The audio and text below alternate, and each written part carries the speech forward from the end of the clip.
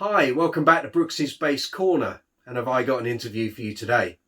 It's with the one and only Mr. Thunder Thumbs himself, Mr. Mark King from Level 42. This interview dates back to July 2017 when Mark was promoting the Gizmodrome album. As you'll hear, he's in fine form, and we're discussing a whole array of subjects from Glastonbury to playing up a mountain in Eastern Europe to playing jazz basses with heavy gauge strings on. But that's by the by. And apologies for all the rustling noises you're going to hear on this interview. Unfortunately, the photographer and I that were at this interview were trying to deflate foil numbers, believe it or not, and it took forever. Sorry. If you enjoy the interview, please hit the subscribe button below, hit the notification bell so that you get notified when I release new videos, and please leave the video a thumbs up. I'd really appreciate it. If you have any questions or comments regarding the interview, leave them below and I'll come back to you as soon as I can. Let's get on with the interview. Enjoy. Is that bass top secret? No, it's not. I can take a picture and... Oh, for sure. That's why I brought it along. It's just because I thought I'd give it something to talk about. Because I wanted you down to the island because I've got like this old EV3 that I've got for the Jack We'll do this another... And the old Fender, which is sort of showing up on the Gizmo stuff. Just because the sound's there, you know, and you just plug it in and off you go. Yeah.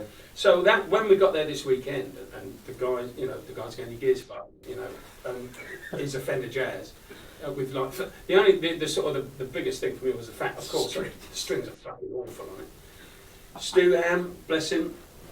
He said, my buddy, he said, you can use anything you want. You want to use my bass, you can use my bass. You want my gig, he said, you want the pedals, and the pedals, have anything you want. And I said, well, what I really need still are just some strings, man. Have you got any decent strings? And he said, yes, I have. He gave me 2 sets of strings, and I put those on. They're still big f***s compared to what I use, you know. So it was come the second song to be with you again. Oh, well, yeah. My forearm was starting to go, ah, you big, you know, this is the man strings you're using here. And I'm going like, lock up. I'm thinking, yeah, be calm, Mark. Because that's a tricky old bass line on its own, let alone singing it. Yeah, well. yeah, it is. Yeah, it's there's lots going on in it, you know. Yeah. And but then when you suddenly play, like I said, the last time I saw anything that thick was on a ceiling, you know, and I was dangling from it. But yeah, have a look. Just yeah, I will. So when did this arrive? You had it a couple of months? Or? Yeah, I've had it about that. Actually, about 6 weeks, I think. Okay. Rob, there should be a date. There should be a month in there somewhere. But the 5th, yeah. So cool. May, and it is beautiful. I mean, it's just so well balanced because they can be. You know, when you start getting that many strings on, it starts to reduce the profile on the neck as well. Yeah, the profile on the neck's beautiful. The reason I've, the EB3 that I've got is I got it because poor old Jack obviously passed away, and Mr. Sawney said, "Can you come? You know, do you want to come in and sort of do a few songs and stuff?" And I thought, yeah, that I will do. Yeah.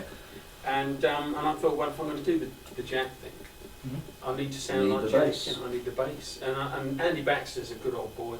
Yeah. They just give him a shout, say, Andy, what you got? And he said, I've got a couple actually, Mike. He said, one of them's must be about 67.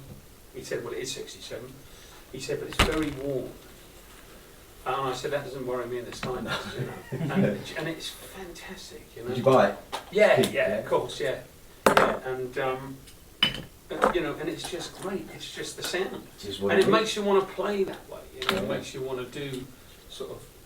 I thought the set list last year's tour was great. Cheers. Tour. Thank you. Nice to hear some different stuff. Yeah. Well, we try and sort of jam it in and mix it up. Just rotate your bass with faces towards that screen because I'll see the graphite in it. Yeah. Cool. Yeah, if you were mine as an opener, cracker. Yeah, how about that, eh? Well, it was the brass boys. The brass boys requested it because they knew they could get the grits, you know, get stuff. Are they quite proactive in that respect? Oh, they kind of know the back catalogue. Everyone that's in the band at the moment is in the band, you know. So you say if you want to do something, if you want to try something, you know, that I'm up for all of it, you know. Yeah. If they want to. I mean, it's all there for taking. It's all there for the taking, and they are actually the official choreographers. So they're the ones that do all the dance routine. And sometimes I'm glad I'm up front, not looking at them because I can't always whine. So tell me, Friday, tell me what exactly happened then, so this festival gig, so... Right, beautiful festival down in Slovenia, right in Laško, the town's called Laško. Yeah. Spelled Lasko, but it's pronounced sh, because it's got a little thing over the top of it. You know? So Laško, go down there. Well, we tried to go down there. Got the first flight out. We couldn't get a direct flight. We could only get we had to take Air France to Schiphol. No, KLM to Schiphol, and then change over to Schiphol and go on to Adria Airways, which is Slovenia's national airline. And anyway, there was a lot of butt passing going on, and I had a feeling when we landed in Schiphol that the gear wasn't going to make it onto the plane. And I'm looking at the, what do you call it? Baggage. Yeah, the baggage ramp. And I haven't seen anything show up, and I haven't seen hardly anything's going up the thing anyway, just a few bags. So I proceed to make myself known to the baggage handler and say, have you had any guitars or anything come on? And he said, no. And I said, well, you've got to wait then, because I said, there's 12 of us flying out, and there's no point in us going if we haven't got any instruments. And he said, well, who did you fly with? I said, KLM. And he went, oh, they're useless. It probably won't get here. And I said, well, we can't go. I said, you know, and he said, well, and then, right, the band came out and it had my suitcase on it. And I went, that's my suitcase, look. I said, just hang on, it's on its way. And he went, no. And then he went in and spoke to the woman in the plane and came off and he said, right, you either get on the plane now or it's taken off without you. And you just thought, oh, God, you know. And then you're into insurance. So now we're sitting on the plane and I'm speaking to the tour manager and the boys and I'm going, okay, lads, this is what's going to happen. I said that, as luck would have it, I've seen my luggage go on and I know that I've got a MacBook in there that is like my office. And what I always carry is a USB stick with the setup. So good backup, right? Be warned about this, children at home, right? Always carry a USB stick with any information on it in your pocket. So I knew that once I got there, if the worst came to the worst, we could be running some of the bass sequences and stuff like that as a mono and let Pete have the click out the other side, you know. Yeah. But we've also got as a backup gear the reason that the Fender Jazz was there is because when we've got backline, the major backline like amps and drums being supplied by the local promoter, we have a jazz bass stuck on there and a Mark of the Unicorn interface, just the sort of the basic stuff that we then won't have to carry with us. And all of that was there, so it was then really a case of spending an hour adjusting the jazz so that it was good for me. Lovely Stu Hamm helped out with some strings. Stu, or? No, do you know what was when we got to the hotel? Stu and Mike Canary and Chad Wackerman were just rehearsing in the back there. And so it was lovely to go and say hello to those guys. And it was the first time you met Stu at the bass show. Yeah, absolutely. Right. Yeah, at your bass show. Yeah. You know. So to speak to Stu, and he just said, "Mark, take whatever you want." He said, "Do you want a bass? Do you want more pedals? Do you want the Eden rig?" And and Chad saying, "You're all right for cymbals of this, that, and the other." It was so sweet of the guys, because they actually weren't going to be playing until the next day. Oh, okay. So they were just rehearsing, But I said, well, listen, if I would definitely need some strings, but let's go to the gig and see what's happening. And we get there. So that was it. So we get to the gig, and it's beautiful. I mean, it's in the Balkans. You've got all these incredible mountains around it and stuff. They've sent Pete a lovely Tamar kit, and so that's it. And the Zildjian cymbals, which sounded spectacular. Of course.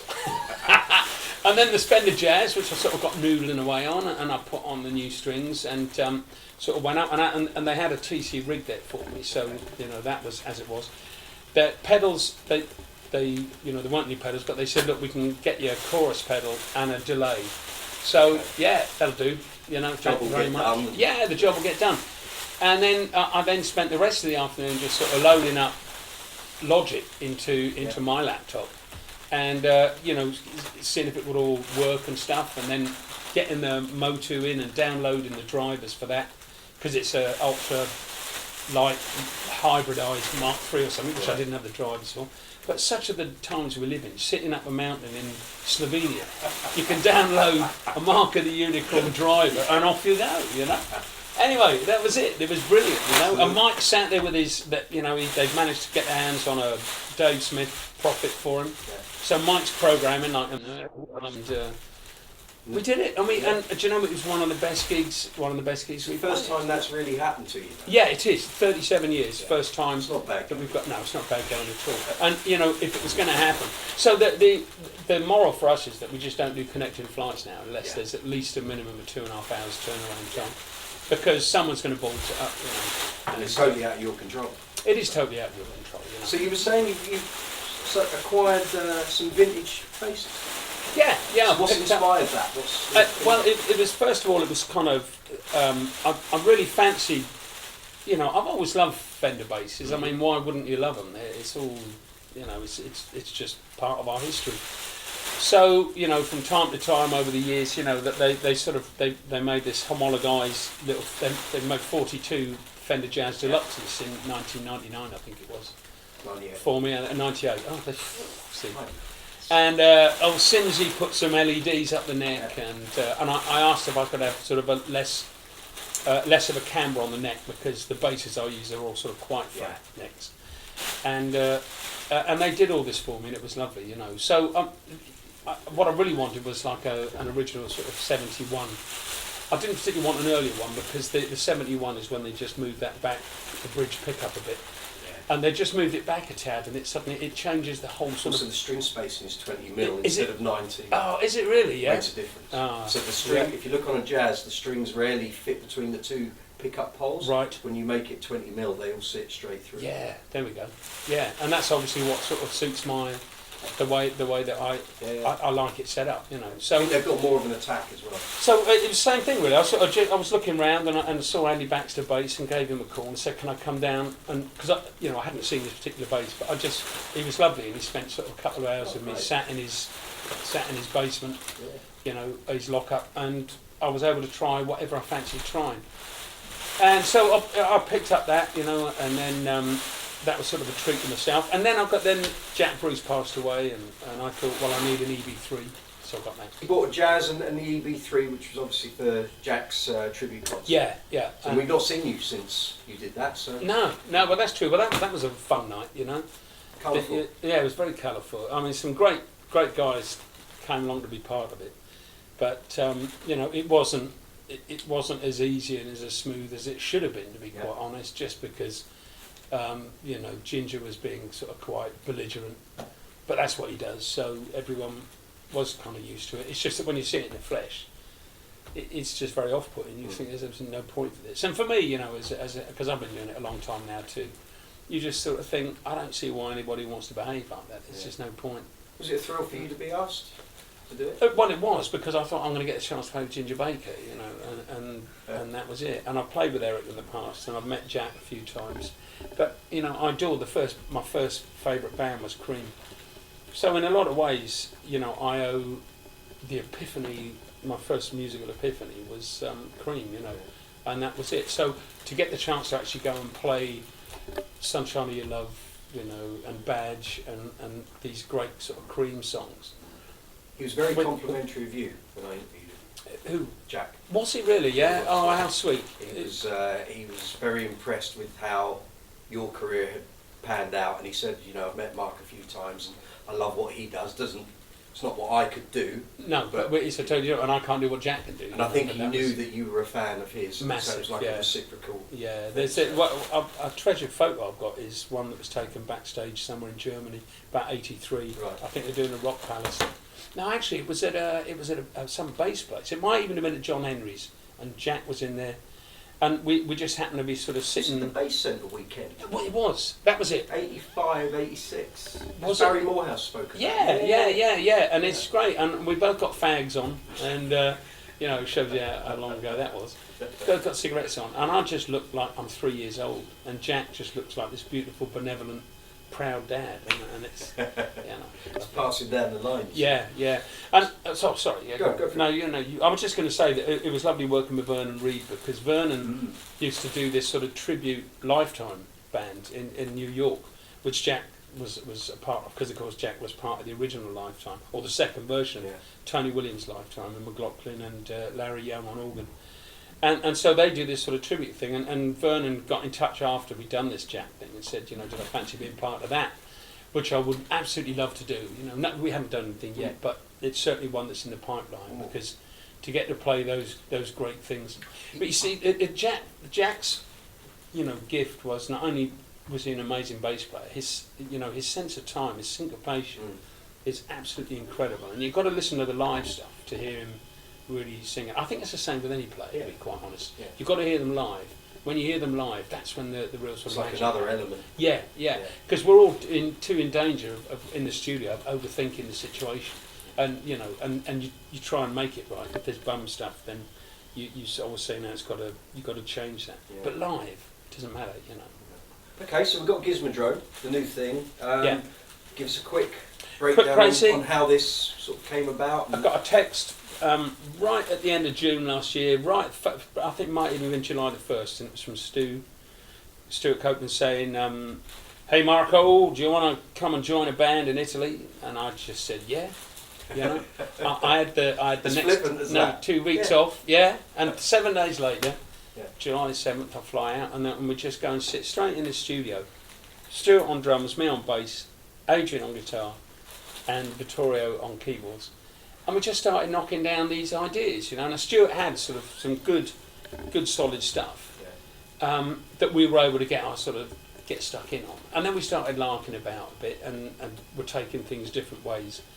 And it's impossible not to do that when you've got someone like Adrian in the band, who just goes off and is so sort of inventive that you can't help but spark off, and you say, how about this, but Stuart is so creative too. Because after we did this for 10 days, everyone was feeling cool about it, and I was sort of waiting away, and I thought, well, it's a good start, really good start. Not there yet though. Yeah. But they were already sort of talking, we're going to go on the road, we're going to go on tour, and I said, well, hang on a minute, because I'm saying you can't go on tour unless people know what the music is. I said, and I don't think we've got all the music right at the moment. And they're going, wow, what are you talking about? And I said, well, let's just do it again. That's a sensible thing, to stand back from it and go, hold on. Well, and you all have reputations as well. Yeah, of course you do. And one of the things that I was conscious of is that I'm not even going to use the term, with the supergroup thing, because it's so horrible. But very often when you get these things, my feeling on it was that, look, this should be really great, because you've got Stuart Copeland, you've got Adrian Ballou, you've got Vittorio Cosmo, who's fantastic, and I can bring something to this party, and it should be really great. But, what if it isn't? And very often it can be like that. It's because everyone just sort of thinks, it should be great, and it's not. There you go. And so that's exactly what I said to the lads. I said, look, the sum total of this should be really fantastic, so why don't we just go the extra mile and look for some other stuff as well, which we did. Yeah. And now it's got. These are the songs that you haven't heard yet, by the way. And, I look forward to it's it. great. But you see, Stuart, I brought in this riff, and it's just if I say so myself, it's a one riff. It's called. And then Stuart straight away, he just said, "I got all these words. I got these words," and it's called "Ride Your Life." And then he'll sort of come in with an acoustic guitar, and he said, "How about this as a release?" You go, it's fantastic, And then Adrian just sticks this thing on, and you just go, it's gone somewhere else. So it's nothing like I took in, but it's so much better. Cool. And that's the creative the joy of working as a group. Absolutely, All you got to remember to do is not be precious and say and go with it. Yeah. Don't sort of start defending your point, saying, it should be like this, you're not doing it right. And was everyone sort of quite open to working in that way? Yeah. No one's very like, much. you're not touching... No, not at all. And it can be difficult because of course we're all, Adrian was on tour, I think Australia was his last port of call. Stuart's over in Los Angeles, Vittorio's down in Italy, I'm in London or out on the road with the band, wherever we're being, every weekend we've been working. And so it's like you get a mix, and then you listen to it, and everybody comes back and says, well, I think, and I think, and I think, and I think. And that's sort of mixing by committee must be a fucking nightmare for Claudio. Claudio is the sort of producer, and he's the guy that's sitting there with Fabrizio, who are actually doing this. So you can imagine, okay, here's it with the fixes that Adrian suggested, and then you go, look, okay, sorry guys, but could you just, and you can imagine when they get that, they must go, I just spent 3 days doing this. Yeah. Anyway, it just goes through, and we're at the stage now. And it was lovely just meeting Stu, because he was sitting out the front when I just came up the other day. And I haven't seen Stu for 6 weeks or whatever. And to get up and walk to each other, and I said, what we got on our hands? And he's going, oh, so exciting. Yeah. So, I mean, you've met before, and obviously Level 42 supported the police in '81. But has this always kind of been a collaboration that you thought maybe could be on the cards? Because to me, he seems like your sort of drummer. Yeah. And because you drum as well. He is completely my sort of drummer, because he only sounds like him. He just has this way of getting on the kit, and it's so identifiably him. Incidentally, for the live thing, we've already taken Pete Biggins going to be doing the live stuff with us. Because a lot He's of... going to be at the front. So Stu, because Stu's vocalising most of this stuff. Yeah.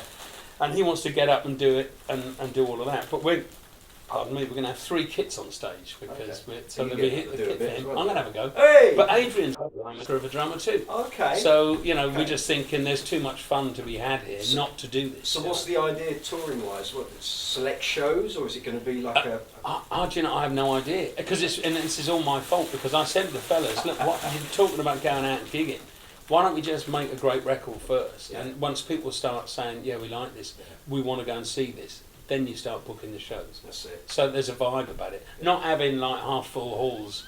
But also you don't want a record that's half-baked. No, you don't. No, absolutely. That will hit the live thing. It does. And I do not want to get up with Gizmo and start having to play 3 or 4 Level 42 songs if you haven't got the material. Because that's not the point. No. Similarly, I don't want to be singing Roxanne. Brilliant though the song is that we exactly give me a kick in the nuts and I'll have a go, But I really don't think I can get up there. But that's not the point of the band, The point of the band is it's meant to be new. Yeah. Cool. Okay, you just come off a tour with UB40. Not the sort of thing I would expect you to be the support band for, but not billed as a double header. So I know, and it was for me. I had no problems about this at all, because I've always loved Ali Campbell's voice, particularly. And I'm guessing you're friends with the band anyway, because you were doing festival shows in the 80s. So. Yeah, exactly. And it's lovely when you meet Ali Campbell's always had the same thing that I've had, and that every so often. Do you know we did a live TV about 4 years ago in Italy, and that was televised, and when we came off stage, just walking down the stairs, this gorgeous Italian girl who's sort of presenting the show, she says, "Oh, Mar," she said, you play so many hits tonight, and you do a fantastic show, but why didn't you play your biggest hit, Red Red Wine? So I just laughed and I said, "You got the wrong band, mate," and then, but Ali says, he said, "I was on a plane the other day," he said, "an American guy came up and said, 'You're the best freaking bass player in the world.'" And I said, "No, you got the wrong band, mate." Yeah, so how did it come about? Was that promoters saying this would be a good mix? Or? No, it was just an offer that came in from Neil Warnock, my agent at United Talent Agency, and he said, "Mark, what do you think about this an idea?" I said, I think it would be a really great idea, because that the way I see it is that Level 42, we go out and we do our own tours, and it's lovely, and our fans have been so great, and they come out every 2 years, they come out and see us en masse, absolutely brilliant.